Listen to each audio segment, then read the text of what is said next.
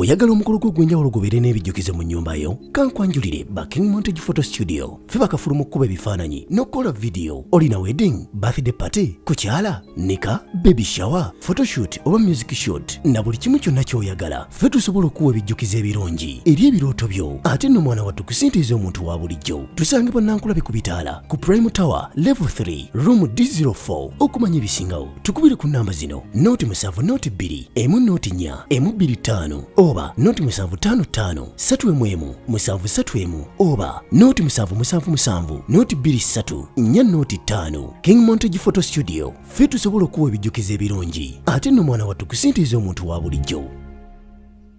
Nyanze Robert Semakula Mwanguzi aka Sheikh Manala Made in UG.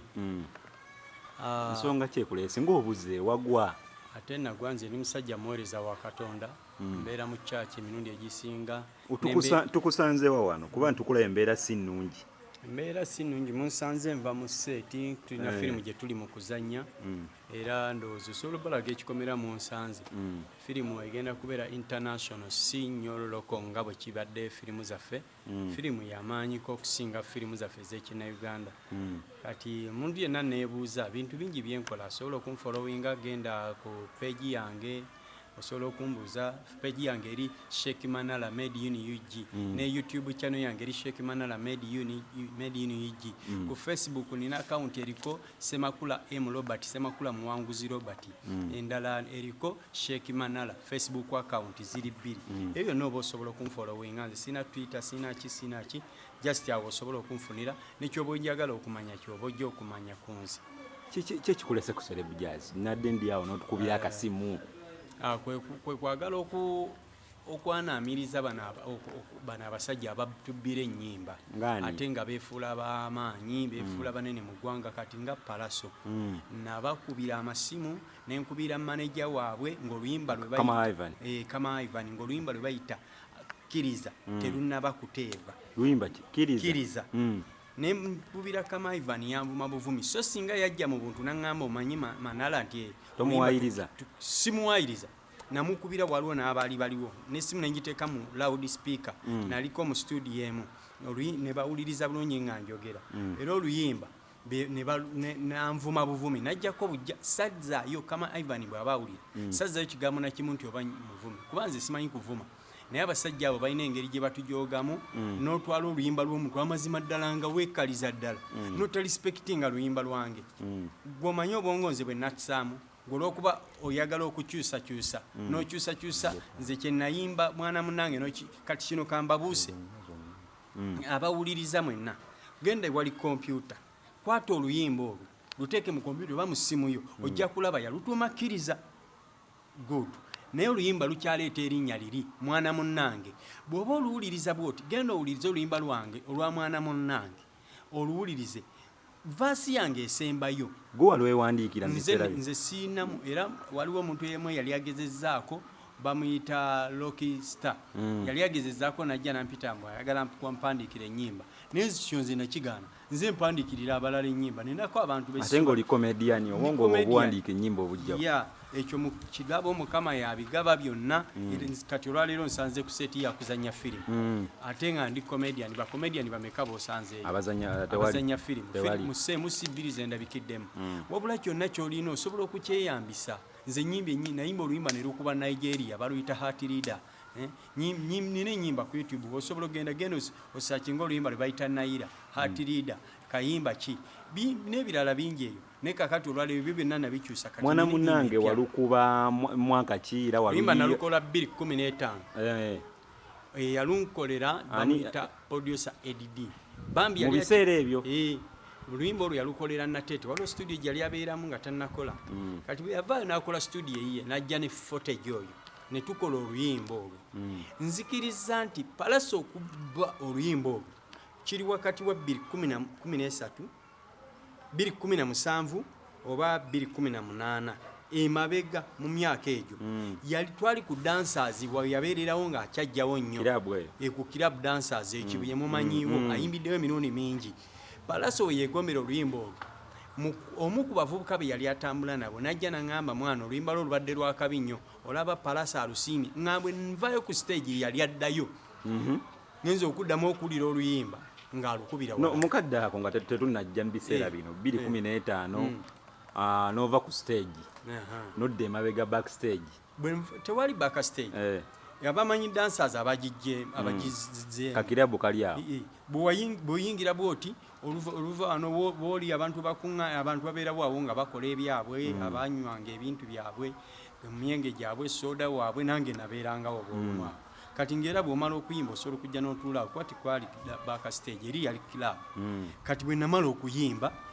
nenvaayo bwendi mukwesangula entuuyo mutabani waŋŋambira nga bali mu kkuba luyimba lwa Palasolo mutwala ku stage naŋŋamba mwana oluyimba lwo lwakabi olaba ne Palasa alusiimye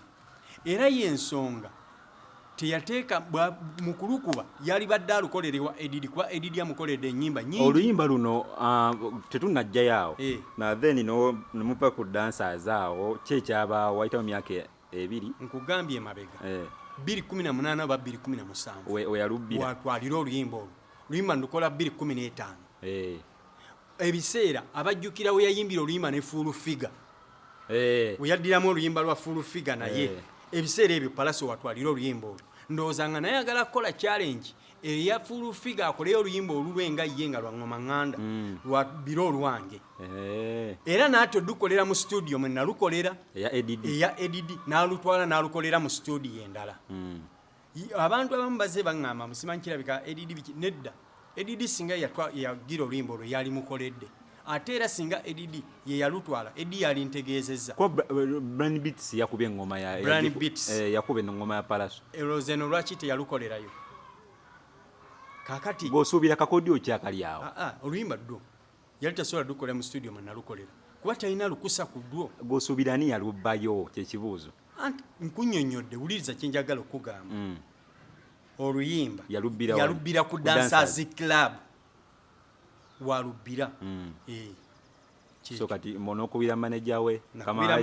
Kama Ivan nanvuma era nengenda ewa Edidi n'omunnyonnyolamu Edidi ye yaŋŋamba ekintu kimu ti abasajja abo baleke bw'aba yasazeewo dutwala yamanyi mutuule muteese buteesa mufuna olunaku nja kumukuyitira muteese abeeko kyakuwa naye nembivaako bwe nayita bannamawulire abasinga banzalawa bwe banzalawa nenkita nange nenkivaako paka wano ku seeti bwe muzze nenjagala nange mutwale interview yange kakati tulengera messages wamusindikira ku message wamukubira kasimu era yakuddamu ki ku WhatsApp call nga mulaba ali online n'atakwata nemuweereza message 2 n'oluyimba nenduteekamu so okuva olwo siddangamu muwuliza message ziriko 3 takuziddangamu waayita ennaku ndowooza bwe mmala okusindika message ziri newaayita ennaku zaalinga 3 nemuweereza ku makya good morning teyaddamu kintu kyonna naate baganda baffe mujja twekyayisa bwekyayisa kubanga mwe mubina kyemufunyeewo ffe tuli eno tubonaabona mu mayumba mugenze mweggulu mu yode y'akasente kyokka ate at the same time ffe temutulespectinga abalina obuyimba bwaffe singa Palaso yajja ne bweyani muzeeyisa emboga wana abaana abagenze abawe ennyimba ze ne baziddamu abasabye sente mmeka singa Palaso yajja buzina ngamba ekiyimba nkyagadde kimpe nkiddemu ne bwe yalize n'arespectinga ekyo kyokka naye ne banvuma obuvumi nze sigenda kuvuma bo waki tewagenzeeko muwuma kuba bye bakwasaganya zino sobola byonna byebimu lwaki tesobola ani afuga wuma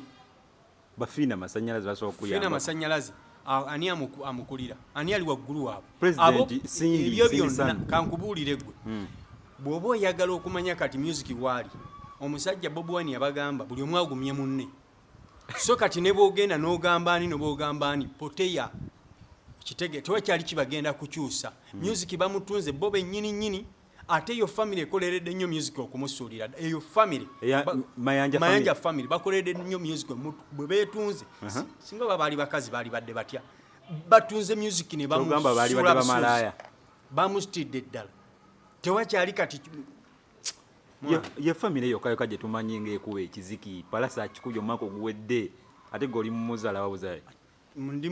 simuzaalawo Palaso muyimbi mulungi naye mubbi muyimbi mulungi naye mubbi wa nnyimba bangambye sigo weka waliwo n'omuvubuka eyavaayo awo mu luyimba olumu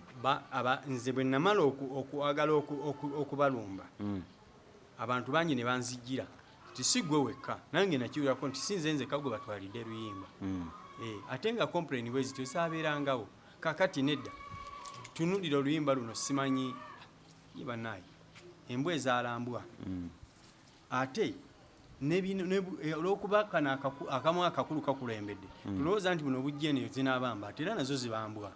okitegeera tunulira oluyimba luno simanyi no Chameleone lwe yakola nga alinamu egundi yambadde lwe yakola